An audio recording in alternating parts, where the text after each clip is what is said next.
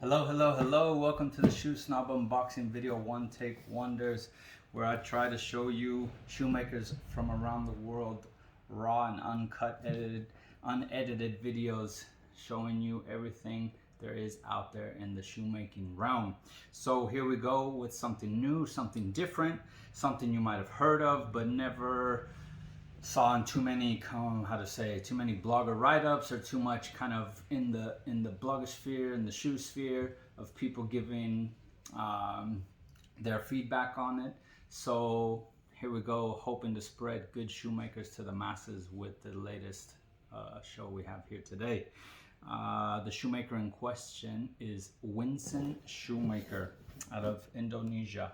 So a shoemaker that has been around for a few years now, who caught my attention maybe 2 years ago, and has since been doing some really great things and constantly improving his work, which is amazing, and I love to see it. A young guy, hardworking, and doing a lot of cool things, and I think is going to make a great name for himself as soon as he just gets heard of more. So let's check it out.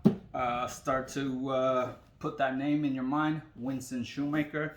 First of all, first checks, box is beautiful. It's got a lovely kind of pattern on it. It's just a nice box, nice, solid. No insignia, and probably that's because each pair is custom made. So let's take a look. As it's boot season, I went for a pair of boots. Now, one of the shoes that really struck me that Winston did was a very super thick, almost triple-like sole that I saw on a pair of, I can't recall what they were now, but I'm pretty sure they were Oxford boots as well. It was a while back that I posted these, and I thought, wow, that's cool. I never seen anything like that. I was always really curious about how a triple sole would feel. So I reached out to Emil, and we decided to try that along with this really interesting gradient patina that he has done, where you can see the patina starts at the sole and grades its way up from lighter to darker. Something I find truly unique and beautiful.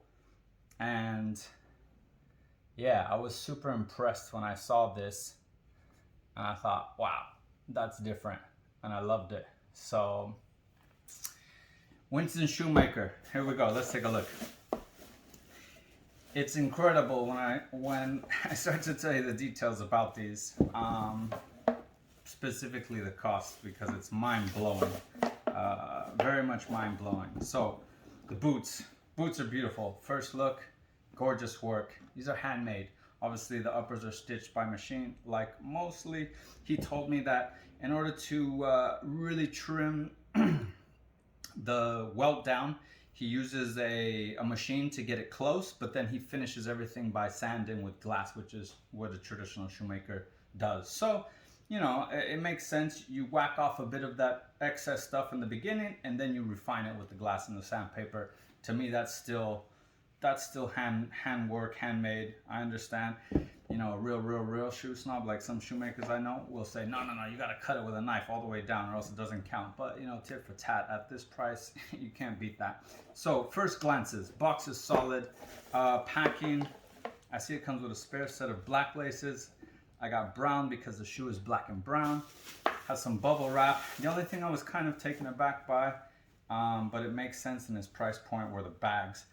But I think he's doing himself a little bit injustice here, because such nice shoes deserve better bags, really, to protect them for the shipment, for anything. If you put shoe trees, it's got quite a sturdy sole. This sole could do some damage to the other part of the shoe if kind of ruffled around in there, and I think a good shoe bag helps to protect that. So let's get the box out of the way. The boots. So Winson Shoemaker. The maker is named Emil, young guy out of Indonesia. One of the first Indonesian shoemakers that caught my eye, truth be told, a few years back, and I've been following him ever since.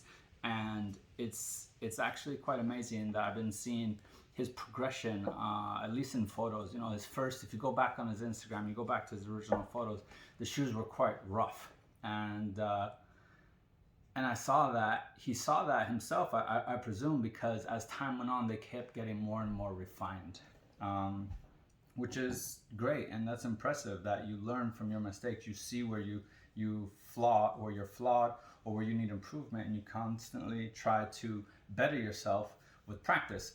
Practice makes perfect. That statement is there for a reason, and it's evident that that statement rings true with Winson Shoemaker, who now makes beautiful, flawless is, in the eye of the beholder, but for me, for what you pay for a pair of his shoes, dang near flawless.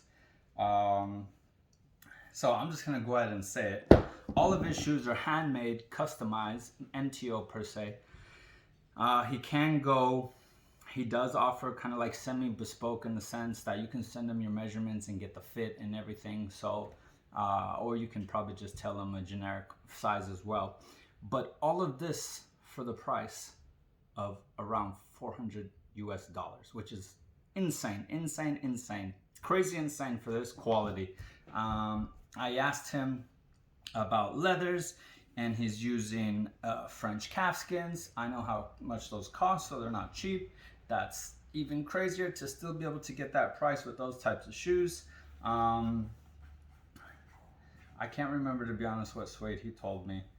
This doesn't really have, it has a very small nap. I'm thinking it's Italian, whereas Charleston has a little bit of a longer, thicker nap, so I could be wrong. I don't recall. The lining leather looks good, looks like good solid lining leather. The soles, I believe he's using JR at the moment. He didn't, there's no JR emblem. I want to say he told me he's using JR. He's looking to upgrade his stuff, as he told me. So soon the shoes are going to start costing $500. So if you like that $400 price point, grab it now while you can. He says he wants to invest in some Baker insoles and outsoles. He wants to let the client select between JR and Baker. One is a little bit more robust, one is a little bit more flexible.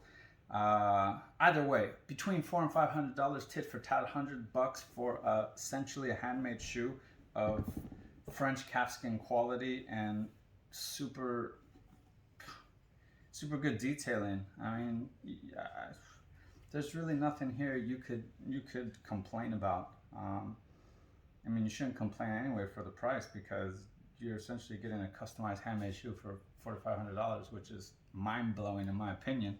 But they're beautiful on top of that. The fudge wheeling is amazing. Does a very nice deep fudge wheel, which you don't often see it so deep. So you see it a little bit more refined, but I like this deep look, especially on a pair of boots.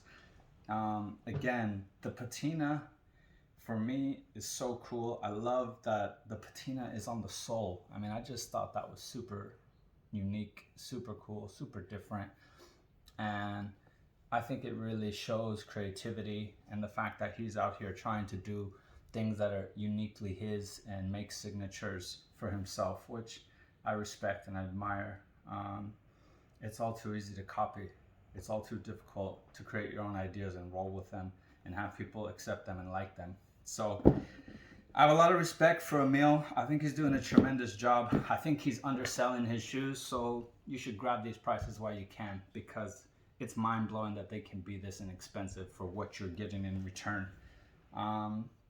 Yeah, big ups to Emil, big ups to Winson Shoemaker. I really like the size of this rubber heel block, day-night, solid sole. I even got initials on one shoe, which is nice little detail feature there. His shoes take around 4 months to make. Shipping, I believe he uses his DHL Express from Indonesia.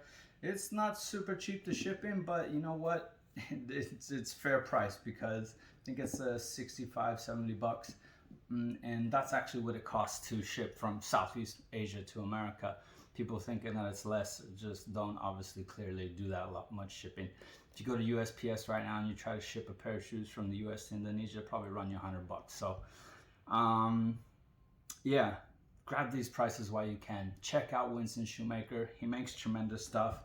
I've been really impressed with what I see coming out of Indonesia. It's interesting to say the least. It's scary as well, because they're offering such competitive pricing for well-made products. I mean, just look at the profile. It's a beautiful shape, you know, and I can see that while some of the shoemakers out in Southeast Asia have started off like kind of rough in terms of refined skills, they're getting better and better and better. As time goes on, their skills are becoming amazing. You won't tell them apart from European made shoes. Love the detail here. That to me, look at that line. That's cool. That's a very cool shape, a very cool detail. Things like that, for me, separate shoemakers one from the next, because again, it's all too easy just to make simple things that everybody else has. Putting these little touches on the shoe really help to differentiate, show that thought and time was put into it. Would have been nice to have some speed hooks, but that's a preference. Some people don't like the speed hooks and they want this kind of very Victorian style look where you lace all the way to the top. But again, Winson Shoemaker, amazing shoes. Right now around $400. I dare say there's not a better deal around. Not for a fully handmade shoe. Check him out. He's got some great styles. Even after making these, I see the styles are getting more and more refined. You see people on Instagram who have these and they're mind blowing, especially for the price. If you're willing to wait 4 months, I suggest you grab a pair before the prices hike. At least check them out. Great things coming out of Indonesia, folks. Keep tuned. It's exciting times for the shoemaking industry.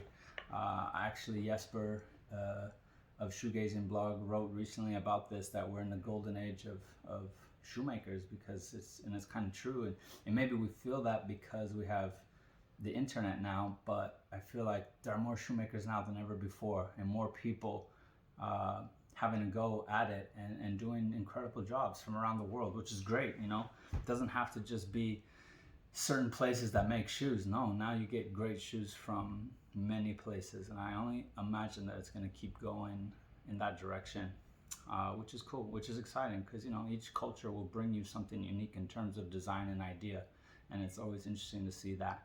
So yeah, hope you've enjoyed this. I'm gonna look forward to getting these on the feet, and I'll try to give a full kind of in-shot picture, not in-shot, a photograph blog write-up about these as well, with more close-ups of the boots, so you can actually see all the detailing, everything, you know, the unboxing videos, mainly to give you a brief look and the quick details about the brand. Check it out. Winson Shoemaker, fabulous shoes, fabulous boots, nice beautiful narrow heel L2. Yeah, and if you like these videos, please help spread them, share them, tell people about the channel.